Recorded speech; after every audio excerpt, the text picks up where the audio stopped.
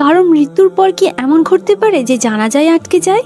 এক মহিলার স্বামী মারা গেল, বাড়ির সবাই প্রস্তুতি নিচ্ছে, তার স্বামীকে গোসল করানো হবে, জানাজা হবে, সবকিছুই স্বাভাবিক। ঠিক তখনই এক অচেনা লোক সেখানে এসে হাজির হলো।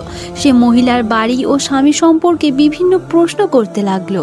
লোকটি তাদের সামনে এসে দাঁড়ালো আর উচ্চস্বরে বলল, আমি জানাজা কবরে নিতে দেব না।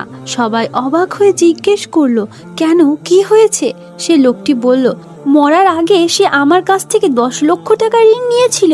পুরো টাকা না দেওয়া পর্যন্ত আমি জানাজা দাফন করতেই দিব না। মৃত ব্যক্তিটির 2 ভাই রাগী সুরে বলল, আমাদের কাছে এত টাকা নেই, আমরা এত টাকা কোথায় পাবো? মৃত ব্যক্তির স্ত্রী ঘরের ভিতর গিয়ে তার সমস্ত জমানো টাকা গয়না নিয়ে আসলো আর লোকটিকে বলল, এগুলো আমার শেষ সম্বল, এই সব কিছু নিয়ে নিন আর দয়া করে আমার স্বামীকে দাফন করতে দিন। লোকটি কিছুক্ষণ চুপ থাকার পর বলল, তোমার স্বামী আমার কাছ থেকে ঋণ নেয়নি, বরং আমরাই তার কাছ থেকে ধার নিয়েছিলাম। আমি শুধু এটা দেখতে চেয়েছিলাম এই টাকার প্রকৃত মালিক আসলে কে।